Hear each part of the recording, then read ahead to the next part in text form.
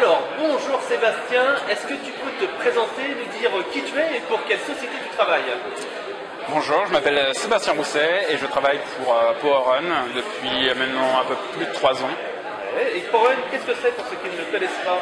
Alors PowerRun, c'est une agence de web marketing 360.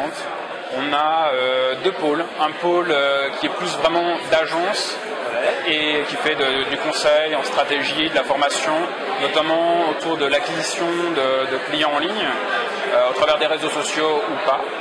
Et de l'autre côté, l'autre pôle, qui est un pôle d'édition de services. D'accord, donc vous avez des outils comme Widget Booster, Socialmate. Exactement, on a ces deux outils-là qui sont très orientés autour des réseaux sociaux.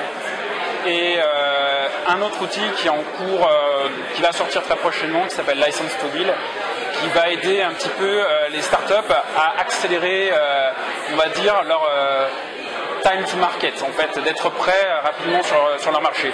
Et d'avoir des même exactement agiles, en fait. Oui, en fait, le terme qu'on a un peu trouvé, c'est time to money.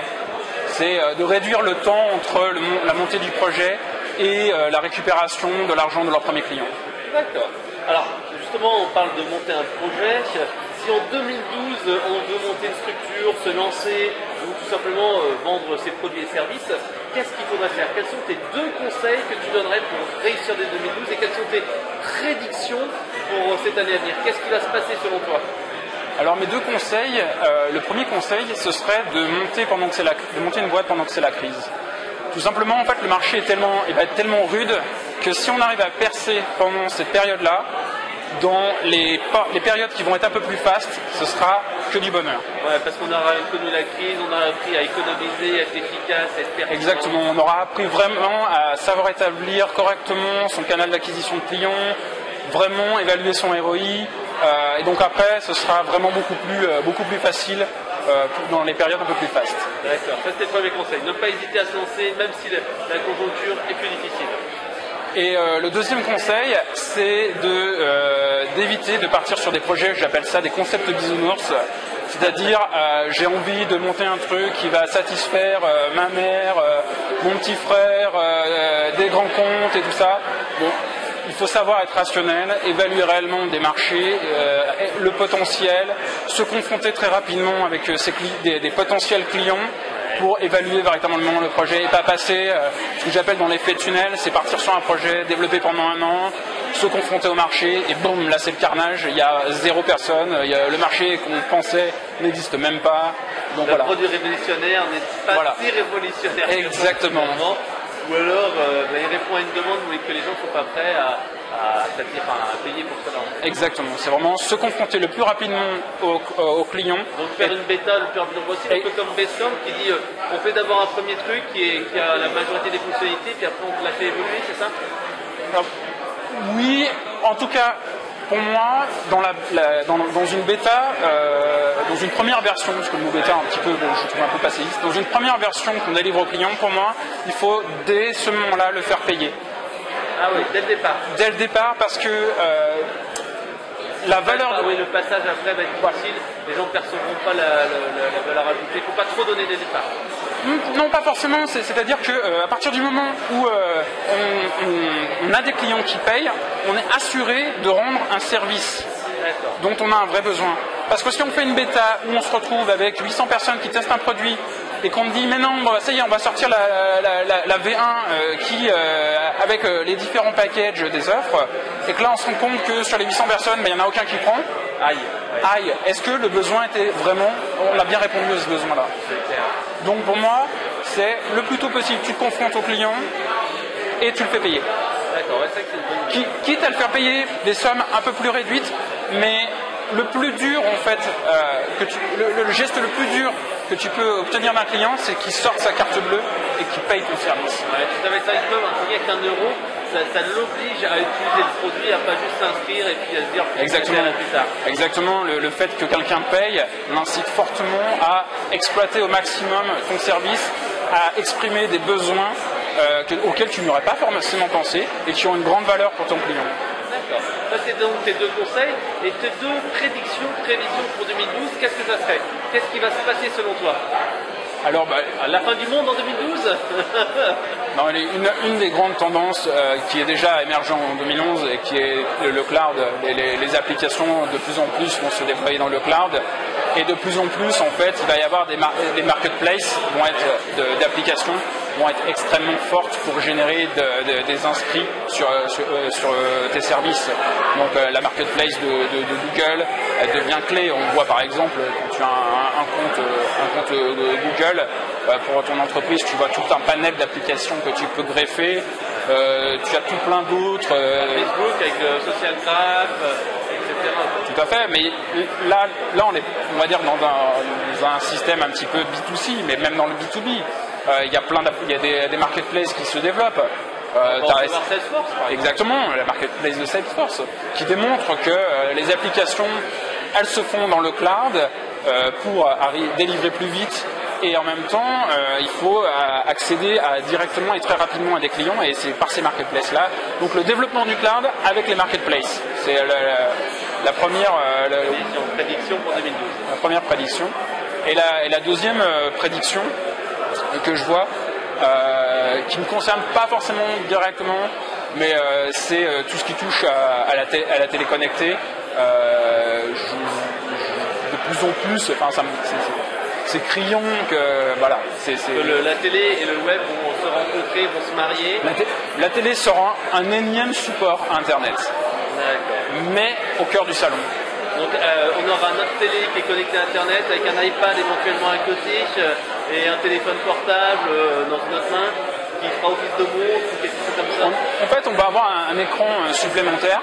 Et après, en fait, il ne faut pas comparer les écrans tous de la même manière. Enfin, du moins, c'est mon point de vue. On a des écrans qui servent de support et des écrans qui servent de télécommande. Le téléphone, pour moi, est un support de télécommande.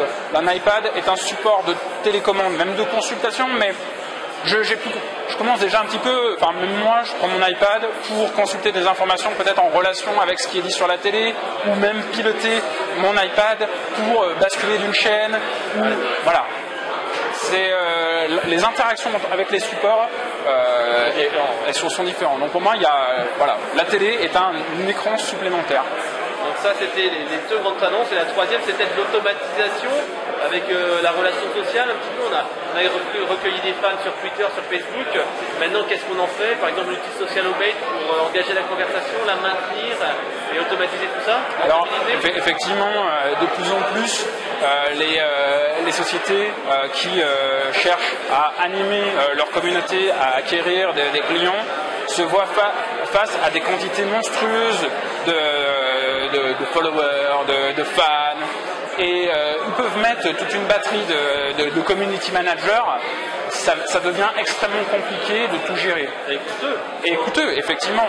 Donc on a eu une période où on va dire l'emailing qui était encore envoyé un petit peu à la main, s'est développé avec toutes des stratégies d'email marketing, des scénarisations pour établir des relations avec leurs utilisateurs, leurs fans, leur communauté. Et c'est en train d'arriver sur les réseaux sociaux. Bon, il y en a plein qui sont contre l'automatisation. C'est comme tout, hein. Tu ne peux pas tout faire à la main, même si c'est de la conversation. Au bout d'un moment, il faut un peu d'automatisation, de rationalisation.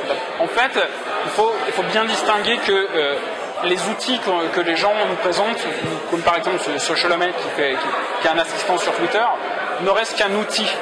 C'est-à-dire, il est une aide. Il va te permettre d'aller beaucoup plus loin, de faire beaucoup plus de choses. Plusieurs fois, on m'a dit oui, mais bon, on peut faire tout et n'importe quoi. Effectivement, quand on a inventé un marteau pour planter des clous, c'était pour accélérer la construction. Bon, il y a des gens qui font n'importe quoi avec des marteaux. Voilà.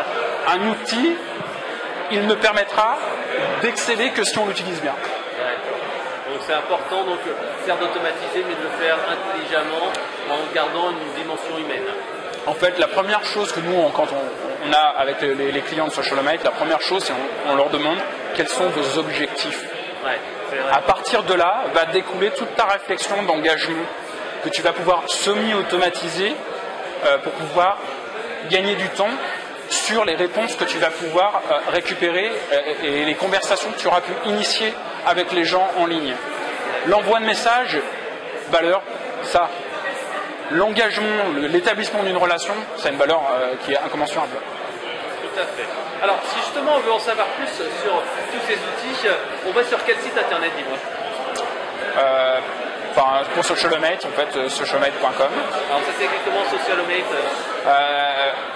Socialomate.com. SOCIALOMATE.com. D'accord, ça c'est donc l'automatisation de la relation sur Twitter, avec donc des messages qu'on peut programmer, on peut surveiller sa communauté, etc. Vous avez d'autres services comme, je crois, Widget Booster. Exactement, Widget Booster, en fait, c'est une régie communautaire, tout simplement pour établir des échanges de trafic de manière équitable entre les sites. Donc, c'est un réseau de 23 communautés qui vont de la mode à tout ce qui est geek, aux jeux, au film, au marketing, au sport, au cinéma, enfin voilà. On échange en fait de la visibilité, on met un petit widget sur sa barre de navigation et automatiquement il y a des contenus d'autres sites internet qui apparaissent et vous échangez ainsi des manières. Alors en fait le modèle est cross-média, c'est-à-dire qu'on s'inscrit, on déclare en fait des dimensions de widget qu'on installe sur son site dans lesquelles vont apparaître les bannières des autres. Ça va compter, en fait, on va comptabiliser le nombre de clics, le nombre d'affichages de bannières. En gros, c'est la promotion que vous faites pour les autres. Et les autres éditeurs membres du réseau vont faire la même chose pour vous. Mais là, c'est la plateforme qui va gérer de manière automatique. D'accord. Mais en même temps, la plateforme, en fait, agrège vos contenus pour les proposer sous forme de liens minifiés aux autres membres de la communauté. Et donc, en gros, ils vont pouvoir faire la promotion de vos contenus au travers de leurs newsletters, de leurs réseaux sociaux, que ce soit Twitter, Facebook. En fait, peu importe comment ils peuvent promouvoir votre site et faire venir en fait des visiteurs sur votre site. Ce qui fait qu'en gros, on peut récupérer du trafic, récupérer des internautes sur son propre site via des affichages de bannières sur les sites des autres, mais en même temps via leurs réseaux sociaux. Ah oui. C'est vraiment l'exploitation à 360 degrés et un partenariat win-win. Exactement, exactement. Alors, est-ce qu'il y a un dernier service dont on n'a pas parlé, à part le consulting que vous faites, donc le bientôt License to Build, c'est ça? Exactement. En fait, on est en train de sortir un projet qui s'appelle License to Build, qui est à destination des services SaaS, des gens qui développent tout plein de services en ligne sous forme de d'abonnements de package. Et l'idée, un petit peu, c'était, moi j'ai un téléphone et j'ai un abonnement, et cet abonnement, il est associé à des options, et cet abonnement, je l'ai pris il y a 2 ans. Et cet abonnement, en fait, on le retrouve chez mon opérateur, il n'existe plus à la vente. Et il en a fait des nouvelles, avec des nouvelles options. Mais il continue de me délivrer le service, et il continue à me facturer. Et le gros problème que rencontrent les entreprises qui se lancent sur des modèles SaaS pour délivrer du service, c'est qu'ils font une première version avec 3 offres, ils ont des clients, ils font une V2, ils ont des nouveaux packages, et le problème c'est de faire migrer en fait les clients d'un package à un autre. Peut-être qu'ils veulent pas, peut-être qu'ils veulent. Donc il y a tout un aspect de gestion qui est très compliqué au niveau de l'exploitation de ton service. Et donc le service permet de dissocier en gros la partie applicative de la partie gestion. Tu viens sur le site, tu déclares tes fonctionnalités. Ces fonctionnalités, tu vas pouvoir créer autant de packages que tu veux. Alors tu as des packages publics, exactement, tu regroupes tes fonctionnalités comme tu veux avec des packages publics que tu pourras mettre sur ton site, des packages privés personnalisés que tu peux faire à tel ou tel client. Et donc, les personnes vont pouvoir prendre un abonnement. Et donc, cet abonnement, on va pouvoir vous aider à récupérer et à mettre en place cet abonnement, le paiement, gérer la facturation. Des autres problèmes que tu peux rencontrer, c'est quand quelqu'un met sa carte bleue, elle peut expirer dans 2 mois.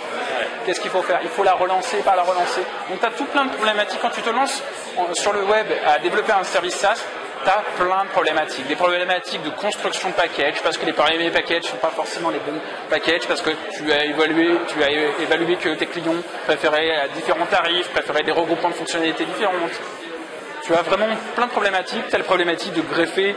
Alors, soit tu mets un PayPal, la gestion de PayPal, on va dire, elle est pas optimal. L'argent en plus, il est mis sur un compte PayPal. Exactement. C'est 8% de commission. Enfin, non, c'est moins. Mais bon, il y a tout plein de problématiques. C'est pas aussi souple que ça, PayPal. Si tu veux pouvoir avoir ta propre passerelle de paiement, il va falloir que tu ailles voir ton banquier, puis que tu ailles voir un tiers pour récupérer des applicatifs pour faire quelque chose de bien, que tu intègres à ton site. En gros, tu perds un temps monstrueux à mettre en place toute la partie gestion de ton application, alors que le cœur, que la valeur ajoutée, elle est dans le développement de ton application, pas dans l'ensemble des applications autour. Donc ça, justement, ça va automatiser toute la partie administrative, etc. Exactement. Ok, c'est très intéressant. Et donc, ça sera sur License to Bill. Et si on veut voir les soirées Connect, on va sur quel site internet? Soirée Connect, tout simplement. Soirée avec un s-connect.com. Et c'est tous les combien de temps? La prochaine, je pense qu'elle sera, c'est à peu près tous les 3-4 mois. Okay. On en fait une. Et puis, à la fin de l'année, il y aura, comme chaque année, en octobre, fin octobre. Le Web Connect. Exactement. Vers le 20 octobre, quelque chose comme ça. Exactement. La date n'est pas encore fixée. Tout n'est pas encore fixé. Et généralement 300, 400, 500 personnes. Alors l'année passée, là, en octobre 2011, nous étions 586, je crois. 586 pour être précis. Exactement. Et les des soirées Connect, grosso modo, c'est tous les 3 mois, il y a à peu près une centaine de personnes. Là, si je fais un petit tour de caméra, voilà. Ils se sont un peu, ils se sont un peu réfugiés au fond, mais globalement, c'est entre 120 et on est monté jusqu'à 200. En fait, c'est la limite. La capacité maximale du lieu, c'est 200 personnes. D'accord. Merci pour toutes ces informations. Ce que je te propose, c'est si on veut savoir plus, on va sur powerrun.fr, c'est ça? Exactement. Allez, à bientôt. Merci. Au revoir.